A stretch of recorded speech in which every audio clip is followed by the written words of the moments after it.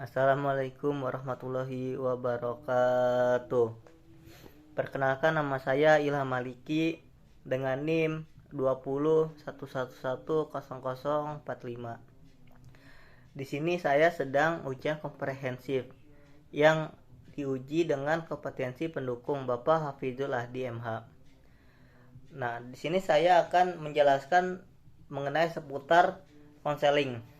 Apa itu pengertian konseling, apa itu fungsi dari konseling, dan sebagainya. Sebelum berlanjut kepada pembahasan, pasti teman-teman pernah duduk di bangku sekolah.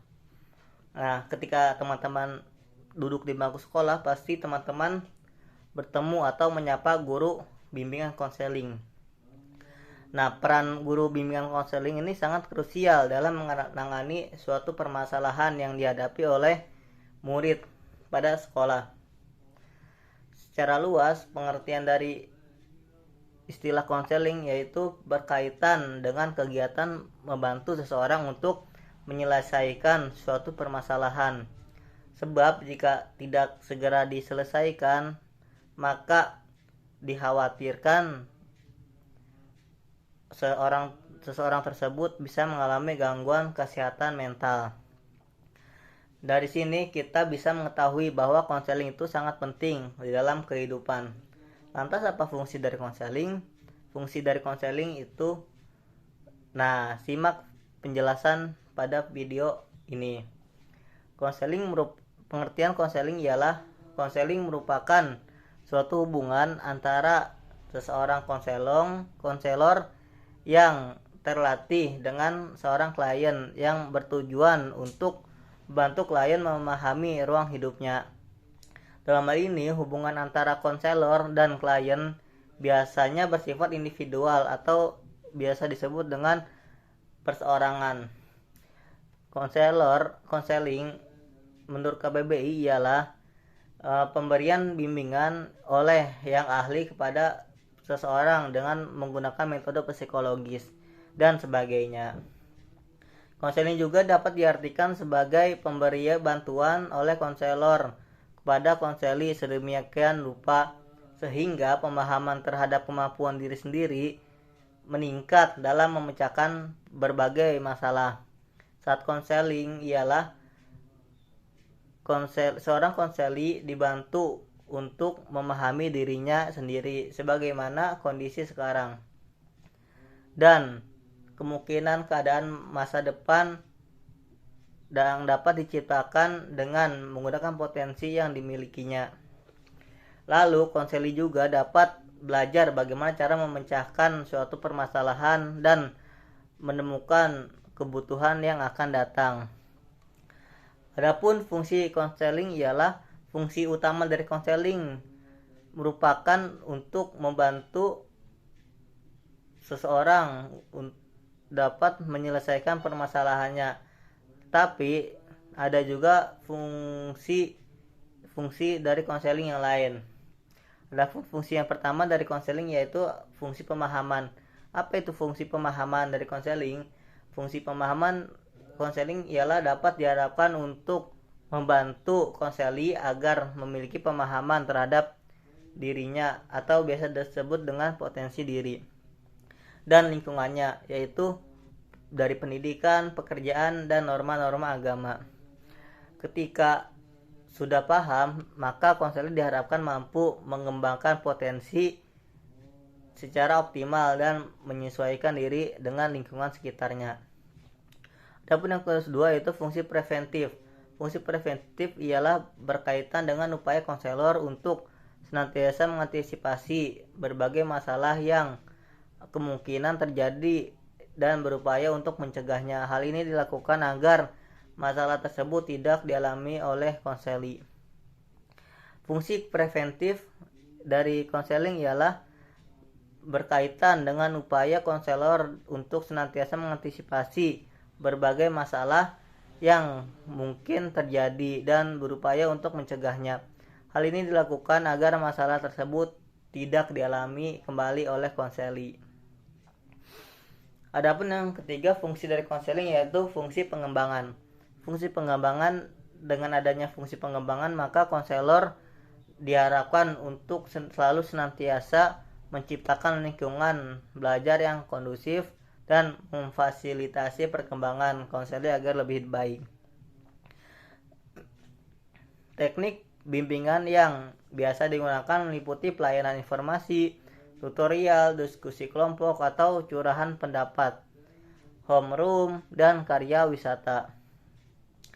Adapun yang keempat, fungsi dari konseling yaitu fungsi penyembuhan. Fungsi ini berkaitan erat dengan upaya pemberi bantuan kepada konseli agar memahami sejumlah masalah, baik menyangkut aspek pribadi, sosial, belajar, maupun masalah karir. Adapun yang kelima, fungsi dari konseling yaitu fungsi penyesuaian. Dengan adanya fungsi penyesuaian, maka konseling dapat diharapkan membantu konseli bisa menyesuaikan diri dengan lingkungan sekitarnya secara dinamis dan konstruktif. Adapun yang keenam yaitu fungsi perbaikan. Fungsi perbaikan ini ialah membantu untuk konseli agar dapat memperbaiki keliruan dalam berpikir, berperasaan, dan bertindak. Konselor juga dapat melakukan intervensi, memberikan perlakuan terhadap konseli agar memiliki pola pikir yang sehat, rasional, dan memiliki perasaan yang tepat. Adapun yang ketujuh, fungsi fasilitasi. Konseli diharapkan mampu memberikan kemudahan kepada konseli agar mencapai pertumbuhan dan perkembangan secara optimal, selaras, serasi, dan seimbang dalam seluruh aspek diri konseli. Adapun yang ke-8, yaitu fungsi pemeliharaan. Fungsi dari pemeliharaan yaitu untuk membantu konseli agar dapat menjaga diri dan mempertahankan situasi kondusif yang telah tercipta dalam dirinya. Fungsi ini juga memfasilitasi konseli supaya terhindar dari kondisi yang menyebabkan penurunan produktivitas sehari-hari. Adapun tahapan dalam konseling itu ada 3 tahap. Secara umum, proses konseli terbagi menjadi 3 tahap, yaitu ada tahap awal, tahap inti, dan tahap akhir. Jika ingin tahu apa itu dari tahap awal, tahap inti, dan tahap akhir, maka simak dari penjelasan yang saya akan sampaikan. Adapun yang pertama, tahap awal. Apa itu tahap awal dalam konseling? Ya, tahap awal ialah dimulai sejak klien datang menemui konselor untuk mendapatkan konseling. Setelah bercerita dan menjelaskan apa yang terjadi, maka konselor mulai mengetahui permasalahan-permasalahan yang sedang dihadapi oleh klien tersebut. Di tahap ini ada sejumlah hal yang perlu dilakukan oleh konselor, yakni sebagai berikut. Membangun hubungan konseling yang melibatkan klien, memperjelas dan mendefinisikan masalah yang dihadapi klien.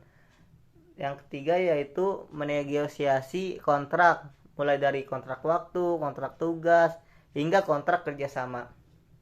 Adapun tahap inti ialah tahap inti setelah tahap awal dan berjalan secara baik atau mulus, maka proses konseling selanjutnya memasuki tahap inti atau biasa disebut dengan tahap kerja. Pada tahap ini adalah sejumlah hal yang harus dilakukan oleh konselor, yaitu mengeksplorasi masalah yang sedang dihadapi klien lebih mendalam. Konselor melakukan reassessment atau penilaian kembali bersama klien untuk meninjau kembali permasalahan-permasalahan yang sedang dihadapi oleh klien. Yaitu ada selanjutnya menjaga agar hubungan konseling tetap terpelihara dengan baik, seperti konselor membuat klien merasa senang dan nyaman saat sesi bincang atau proses konseling yang berjalan sesuai kontrak. Adapun yang terakhir dari tahap konseling yaitu setelah melalui tahapan inti, maka berlanjut dengan tahapan akhir. Kini konseling memasuki babak akhir atau disebut tahap akhir. Ada sejumlah hal yang perlu dilakukan untuk menyelesaikan konseling, yakni diantaranya konselor bersama klien membuat kesimpulan dari hasil konseling, menyusun rencana tindakan yang dapat dilakukan berdasarkan kesepakatan telah terbangun, mengevaluasi proses konseling, yaitu membuat perjanjian untuk pertemuan berikutnya. Di tahap ini juga ditandai sejumlah hal seperti menurunnya tingkat kecemasan kepada klien, perilaku klien semakin membaik dan mengarah ke hal yang positif, adanya rencana hidup klien di masa depan yang tersusun jelas dan rapi. Demikian pembahasan dari saya mengenai seputar konseling, mulai dari pengertian, fungsi, dan tahapannya. Semoga pembahasan ini bermanfaat dan membantu teman-teman. Sekian dari saya. Apabila ada kesalahan dan kekurangan pada video ini, mohon dimaafkan. Wabillahi taufiq wal hidayah. Wassalamualaikum warahmatullahi wabarakatuh.